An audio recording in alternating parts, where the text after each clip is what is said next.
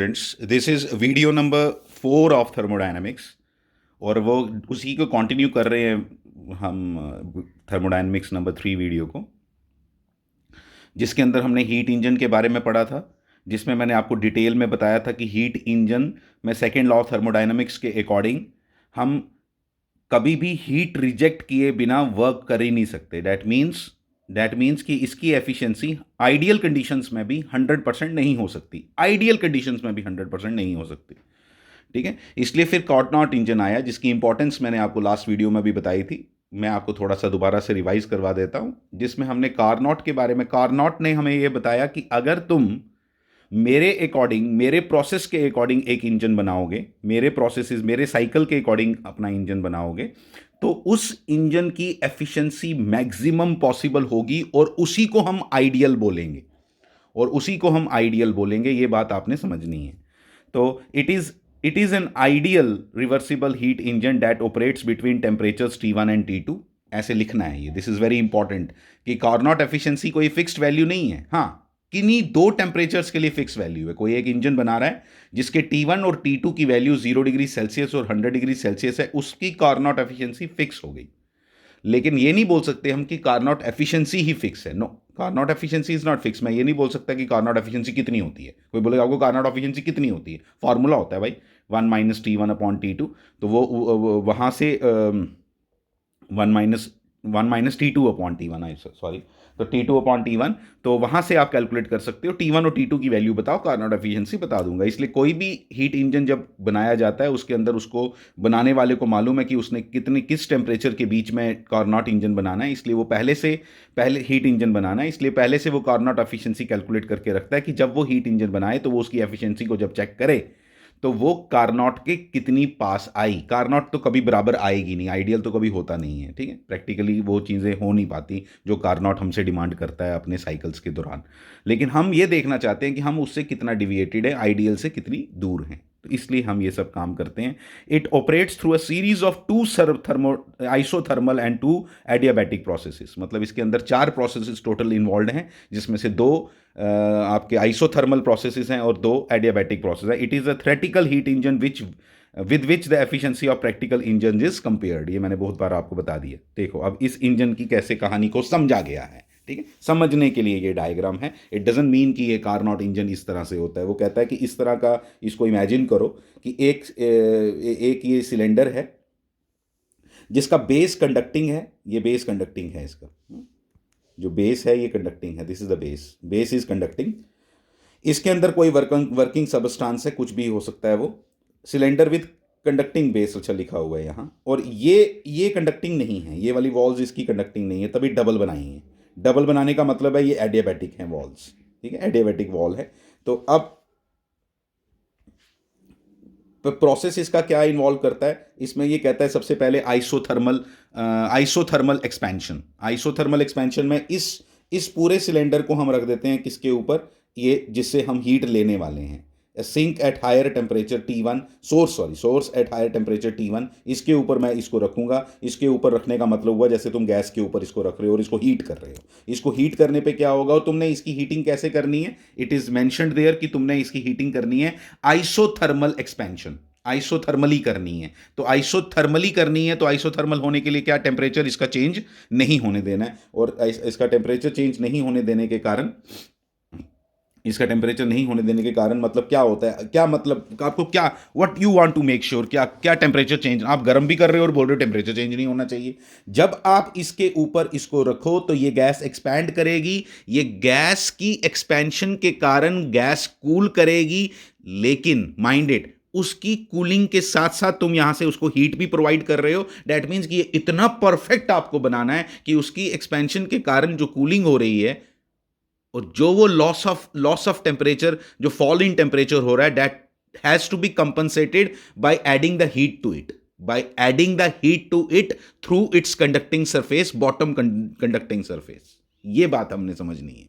ठीक है, कन्फ्यूजन्स होती हैं कई बार कि हम बोल रहे हैं कि भाई आप हीट कर रहे हो और बोलो कि टेम्परेचर नहीं इंक्रीज कर रहा, तो क्योंकि हम हमें कॉमन अगर बात करें तो हमें ऐसा लगता है, लेकिन यहाँ पे गैस है इसके अंदर एज ए वर्किंग सबस्टांस, जिसको मैं जब हीट करूँगा तो वो एक्सपैंड करेगी, जब एक्सपैंड करेगी तो आपको मालूम है एक्सपेंशन के कारण उसके कूलिंग होती है, और अगर उसकी एक्सपेंशन के कारण कूलिंग होती है, अगर उसकी एक्सपेंशन के कारण कूलिंग होती है तो इसका मतलब टेम्परेचर फॉल कर सकता था, टेम्परेचर का। लेकिन हमने क्या मेंटेन करना है आइसोथर्मल में, हमें ये मेंटेन करना है कि जितना उसकी एक्सपेंशन से टेम्परेचर फॉल करे उतना ही टेम्परेचर उसके थ्रू मैं ऐड कर पाऊं through the conducting surface. This is the first process जो आपने यहां करना है, इसको हम बोलते हैं आइसोथर्मल एक्सपेंशन। फिर आपने क्या करना है, फिर इसी इसी सिलेंडर को आपने इसके ऊपर रख देना, इंसुलेटेड स्टैंड के ऊपर। इंसुलेटेड स्टैंड के ऊपर क्यों रखा, कि अब इसकी जो बॉटम सरफेस है वो भी आपने इंसुलेटिंग बना दिया, और अब क्या है कि गैस के अंदर थोड़ी सी हीट जो प्रेजेंट होगी थोड़ी सी, उसके कारण वो अभी थोड़ा सा और एक्सपैंड करेगी, कम एक्सपैंड करेगी बट करेगी, एक्सपैंड करेगी, और उसका टेम्परेचर अब फॉल करेगा। प्लीज यहां पे फर्स्ट प्रोसेस में आइसोथर्मली आपने एक्सपेंशन की, सेकंड में आप एडियाबैटिक का एक्सपेंशन कर रहे हो। कौन सी एक्सपेंशन कर रहे हो, एडियाबैटिक। एडियाबैटिक कैसे, क्योंकि आपने उसको कहाँ रखा, इंसुलेटिंग स्टैंड के ऊपर। अब आप उसके थ्रू हीट पास नहीं होने दे रहे, हीट सराउंडिंग में नहीं जाने दे रहे, हीट सराउंडिंग में नहीं जाएगी, मतलब हीट ना ऐड कर रहे हो ना सब्ट्रैक्ट कर रहे हो। फिर हो क्या रहा है, फिर गैस तो लेकिन थोड़ी सी उसके अंदर जो आपने उसको टेम्परेचर पहले से दे के भेजा है, उसके कारण वो थोड़ी सी और एक्सपैंड करेगी कुछ देर के लिए। वो जो थोड़ी सी एक्सपेंशन और होगी, वो उसके कारण थोड़ी सी टेम्परेचर तो फॉल करेगा, टेम्परेचर फॉल करेगा, बट तुमने हीट ऐड या ना उसके अंदर हीट जाने दी ना उससे हीट निकाली है। ये हो गया सेकेंड प्रोसेस। ये कौन सा था, इसको क्या बोलेंगे आप, एडियाबैटिक, एडियाबैटिक एक्सपेंशन। ठीक है, फिर अब आ गया, फिर तुमने इसको इस अब कैसा कंडीशन बन चुकी है, अब आपकी पिस्टन बिल्कुल ऊपर है।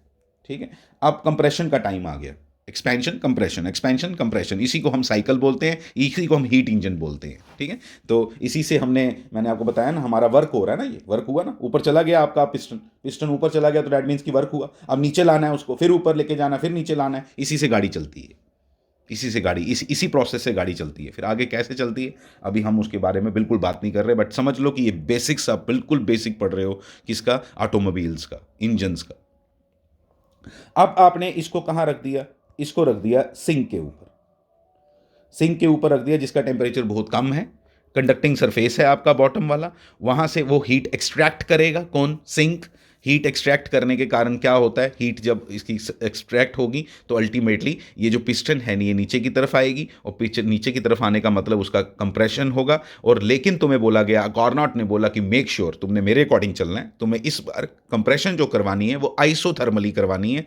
आइसोथर्मली करवाने का मतलब ये हुआ कि जब वो कंप्रेस हो रही होगी गैस तो उसका टेम्परेचर बढ़ रहा होगा, बट माइंड इट, तुमने क्या मेक श्योर करना है कि जो सिंक है आपकी, वो जो उससे हीट एक्सट्रैक्ट कर रही है वो उसके टेम्परेचर को फॉल करवाए। जितना इंक्रीज कर रहा है कंप्रेशन के कारण, उतना उससे आपको टेम्परेचर फॉल करवाना है सिंक के थ्रू, कि आपका टेम्परेचर मेंटेन्ड रहे। तभी मैंने आपको पहले ही बता दिया था, ये कार्नोट के अकॉर्डिंग चलना मतलब बिल्कुल परफेक्ट आइडियल चलना, वो हम चल नहीं पाते हैं एग्जैक्टली, कभी नहीं हो पाएगा कि आप isothermal perfectly adiabatic perfectly isothermal, not possible in practical life. इसलिए हम कभी भी कार्नोट जितनी एफिशिएंसी अचीव नहीं कर पाते, लेकिन हमारी कोशिश यही रहेगी कि हम ऐसा कर पाएं। ठीक है, तो ये हमने इस बात में समझना है। तो थर्ड प्रोसेस आपका आ गया कौन सा, आइसोथर्मल कंप्रेशन। आइसोथर्मल कंप्रेशन के बाद आप फिर से क्या करने वाले हो, एडियाबैटिक कंप्रेशन करने वाले हो। अब आपने इससे बहुत ज़्यादा हीट एक्सट्रैक्ट कर दी हुई है, ये काफ़ी कंप्रेस हो गया हुआ है, लेकिन अभी थोड़ा कंप्रेशन इसमें बाकी है, जो थोड़ा सा इसने नीचे और आना है वो हम एडियाबैटिकली कराते हैं। ठीक है, लास्ट का जो पार्ट है वो हम एडियाबैटिकली कराते हैं, जब हम हीट इसमें ना ऐड होने देते हैं ना सब्ट्रैक्ट होने देते हैं। लेकिन ऑब्वियसली जब जब ये कंप्रेस और करेगा तो इसका टेम्परेचर थोड़ा सा बढ़ेगा, इसका टेम्परेचर एडियाबैटिक में थोड़ा सा टेम्परेचर बढ़ेगा। तो ये इसका प्रोसेस जो कह रहा है, इसके अकॉर्डिंग चलो तो जो एफिशिएंसी आएगी वो बेस्ट आएगी, ये अब आपको मानना है। ठीक है, कैसे बेस्ट आएगी वो नहीं आपको मालूम है अभी, ना आपको पढ़ना है, आपको सिर्फ बताना है कि ये कार्नोट के अकॉर्डिंग हम चल रहे हैं, जहाँ पे हमने बोला कि अगर हम इसके अकॉर्डिंग चलें तो यहाँ पे हमारे को एफिशिएंसी मैक्सिमम मिलेगी।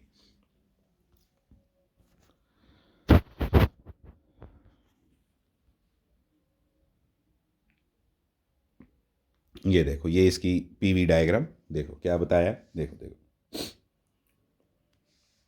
एडियाबैटिक एक्सपेंशन, यहाँ से ये प्रोसेस वन है, ये प्रोसेस वन है। एडियाबैटिक एक्सपेंशन, देखो काफ़ी एक्सपेंशन हुई, फिर कम एक्सपेंशन जो लास्ट में थोड़ी सी होनी थी, थोड़ी सी एक्सपेंशन और हुई।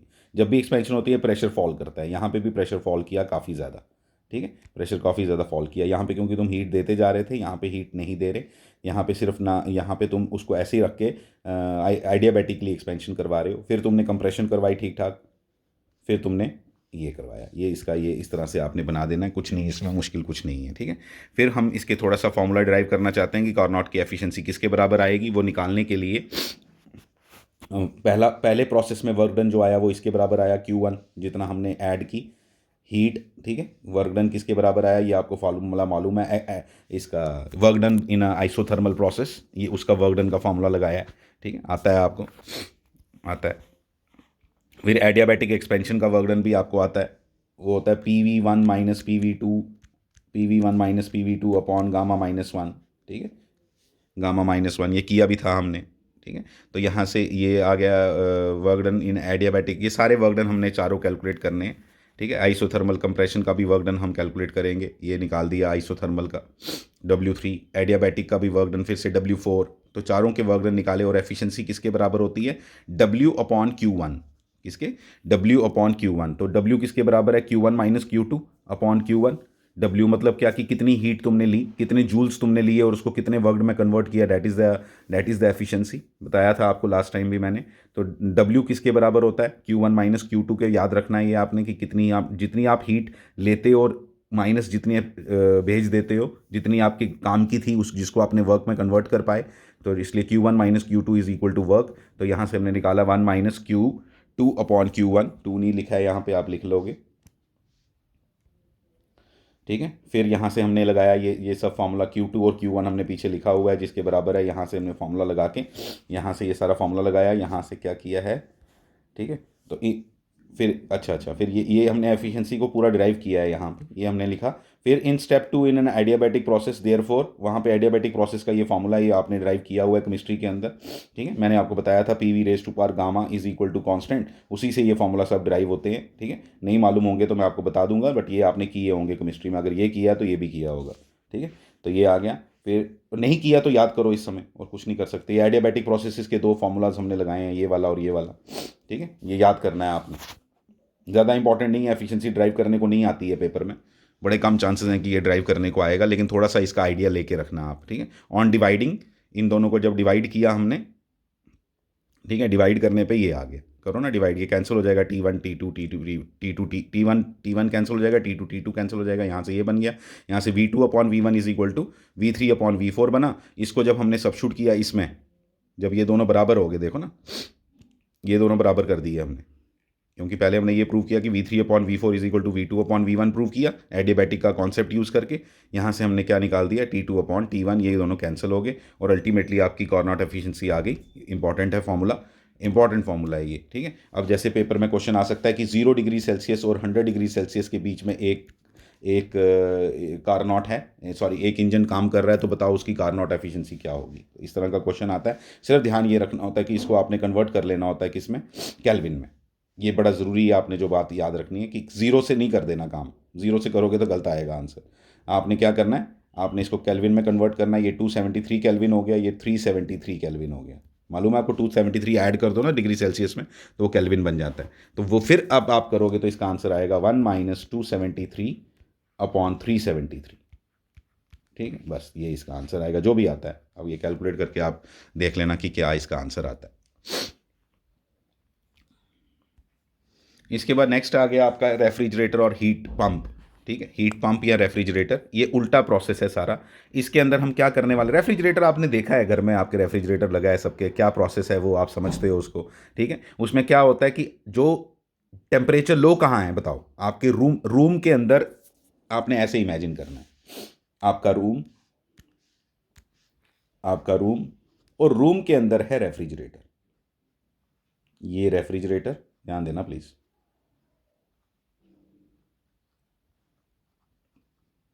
ये रेफ्रिजरेटर है, ये आपका रेफ्रिजरेटर है। ये रेफ्रिजरेटर का डोर मैंने येलो से बनाया है, आप ऐसे समझो, ठीक है। और ये आपका रूम है जो अब बड़ा सा दिखाई दे रहा है। यहां से हीट एक्सट्रैक्ट करनी है और बार बार इधर सेंड करते जानी है। इधर टेम्परेचर कितना है? 40 डिग्री सेल्सियस, गर्मियों की बात कर रहा हूं, गर्मियों की बात कर रहा हूं। यहां कितना टेम्परेचर है? 40 डिग्री सेल्सियस। अंदर कितना टेम्परेचर होता है? 0 डिग्री। तुमने मेंटेन करना है 0 डिग्री पे, लेकिन अंदर तो बढ़ेगा, बिल्कुल बढ़ेगा। तो अंदर जो बढ़ेगा टेम्परेचर, आहिस्ता आहिस्ता जैसे टेम्परेचर बढ़ने लगेगा, हमने वहां से हीट एक्सट्रैक्ट करके बाहर फेंक दी जानी है। यानी कि उल्टा प्रोसेस है। हमेशा हमने सुना था कि heat travels from higher temperature body to lower temperature body, लेकिन यहां पे मैंने लोअर से हायर करानी है। तो सेकेंड लॉ ऑफ थर्मोडायनेमिक्स ने कहा था कि ऐसा भाई खुद ब खुद पॉसिबल नहीं हो पाएगा, तुम्हें काम करना पड़ेगा ये सब करने के लिए, खुद ब खुद नहीं हो सकता ये। तो इसलिए बस यही रेफ्रिजरेटर का प्रोसेस है जहां पे मैंने ये सब काम करना है। अब आप देख सकते हो, मैं दिखाता हूं आपको, ये देख, ये इस पे काम हो रहा है। पिछली बार ये एरो उल्टा था, काम आउटपुट था, इस बार काम इनपुट है, वर्क इनपुट है। इनपुट है लेकिन काम क्यों करना है? हीट निकालनी है सिंक से, देनी है किसको? सोर्स को। समझ आई बात? मतलब इस बार surrounding is at higher temperature, ये आपके सराउंडिंग, और यहां से आपने हीट निकालनी है, जहां पे आपका जो आपका एरिया है जहां से आपने हीट निकालनी है। मैं आपको समझा दिया कैसे, किस तरह से प्रोसेस, इस तरह से दिखाने का तरीका ये है। ठीक है, आपने टेक्निकली जब डायग्राम बनानी है पेपर में तो ये वाली बनानी, जो मैंने बनाई थी वो नहीं बनानी। ठीक है, लेकिन समझने के लिए वो बनानी है, अपने दिमाग में वो बनानी है। ठीक है, refrigerator is a Carnot heat engine working in reverse direction, उल्टी डायरेक्शन में काम कर रहा है। When a device is used for further cooling a cold body, एक कोल्ड बॉडी को फर्दर कूल करते जाना है। ठीक है, is called refrigerator. Refrigerator is a device used for cooling the things in a refrigerator. The vapours of Freon, Freon का formula लिखा हुआ है, acts as a working substance. ये वाला वर्किंग सबस्टांस यहाँ, जिसको बोलते हो तुम, गैस खत्म होगी हमारी फ्रिज की, हमारे एसी की, एसी भी यही है, एसी भी सेम वर्किंग प्रिंसिपल पे काम कर रहा है, सेम। ठीक है, तो अब heat and the other stuff to be cooled in a refrigerator act as a sink at room temperature. The heat Q2 is absorbed from the sink. ठीक है, कुछ नहीं है बताया आपको। फिर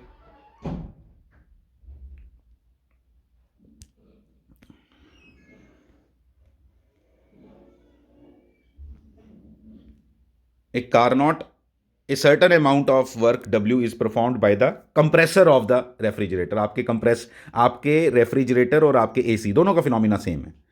ठीक है, तो रेफ्रिजरेटर और एसी दोनों के अंदर कंप्रेसर सबसे इंपॉर्टेंट चीज होती है, कंप्रेसर। ठीक है, बस इतनी बात याद रखनी है। कंप्रेसर ऑन क्या the a certain amount of work is performed by the compressor on the working substance. The compressor is being operated by electric motor. The source in this case the atmosphere or the surrounding air of room temperature T1। मतलब जो source है यहाँ पे वो कौन है? आपका room. और सिंक कौन है? रेफ्रिजरेटर का अंदर का, to which the heat Q1 is rejected by the, पता चल गया आपको, कुछ नहीं है इसमें, सिंपल है। कोफिशिएंट ऑफ परफॉर्मेंस, यहाँ वहाँ जैसे हम एफिशिएंसी कैलकुलेट करते थे, यहाँ हम COP कैलकुलेट करते हैं, जिसको बीटा से रिप्रेजेंट किया जाता है। और COP इज इक्वल टू कि तुम कितनी हीट एक्सट्रैक्ट कर पाए और तुम्हें कितना काम करना पड़ा। तुम कितनी हीट एक्सट्रैक्ट कर पाए जूल्स में और तुम्हें उसके लिए कितना काम करना पड़ा।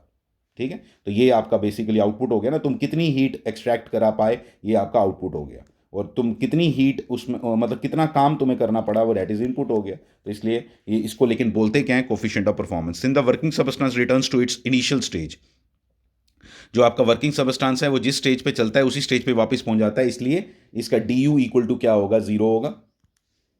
DU इक्वल टू क्या होगा? 0। फर्स्ट लॉ ऑफ थर्मोडायनेमिक्स के अकॉर्डिंग यहाँ पे DU 0 डालोगे तो DQ इक्वल टू DW हो गया। ठीक है, तो यहाँ से हमने क्या, DQ क्या होता है? Q2 minus Q1 equal to DW। ठीक है, यहाँ से W इक्वल टू क्या आ गया? Q1 minus Q2।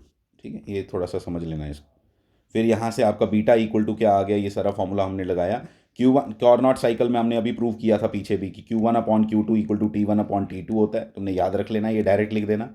और यहाँ से आपकी जो BOP आ गया, बीटा आ गया, सॉरी COP आ गया, वो किसके बराबर आया? वो T2 upon T1 minus T2 के बराबर आया। याद रखोगे आप, ये फॉर्मूला इंपॉर्टेंट है। ठीक है, beta measures the efficiency of refrigerator, smaller is the value of T1 minus T2, जितना टेम्परेचर स्मॉलर होगा greater is the value of beta. Obviously अब आपको क्या समझ आया कि जितना आपका रूम कम गर्म होगा उतना आपको सीओपी बेटर मिलेगा आपके रेफ्रिजरेटर का। लेकिन हम क्या करें, हमारे तो हम उसमें कुछ नहीं कर सकते, ठीक है, हम उसमें कुछ नहीं कर सकते। अब रूम का टेम्परेचर तो हम चेंज कर नहीं सकते। हाँ, लेकिन ये है कि आप अगर रूम का टेम्परेचर मतलब 40 डिग्री सेल्सियस हो और अगर आपने सेटिंग कर ली अपने उसकी रेफ्रिजरेटर की कि वो 0 डिग्री पे चले, हम बड़ा नीचे ना या 5 डिग्री पे चले, तो आपको एफिशिएंसी बेटर देगा। रादर अगर आप उसको -20 पे चलाना चाहते हो तो उसकी एफिशिएंसी को प्रॉब्लम आएगी। सीओपी बोलना है, एफिशिएंसी नहीं बोलना है। To have large beta the object to be cooled must have temperature close to the room temperature before placing it in the refrigerator. बहुत बार आपको बोला भी होगा कि गरम गरम दूध नहीं डाल देना फ्रिज के अंदर, ठीक है। ये रीज़न इसने बताया कि अगर आप गरम गरम दूध डाल दोगे तो फिर उसको एफिशिएंसी में इफेक्ट आएगा, सीओपी में इफेक्ट आएगा। इसलिए उसको पहले रूम टेम्परेचर तक लेके आओ तो फिर उसको डालो उसके अंदर, तो आपको बेटर इफेक्ट्स मिलेंगे, ठीक है। तो रूम टू बी, ये बड़ा इंटरेस्टिंग पॉइंट है जिसको मैंने एक्सप्लेन करना है इस वीडियो के अंदर। क्या, the room to be warmed can be warmed by keeping the door of the refrigerator open. मैं दोबारा बता देता हूं आपको एक बार वही फिगर बना के। ये आपका रूम,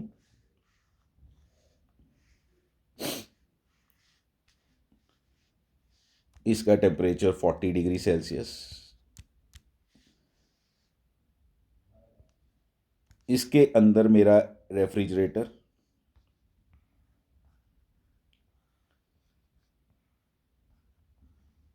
इसके अंदर मेरा रेफ्रिजरेटर, ठीक है,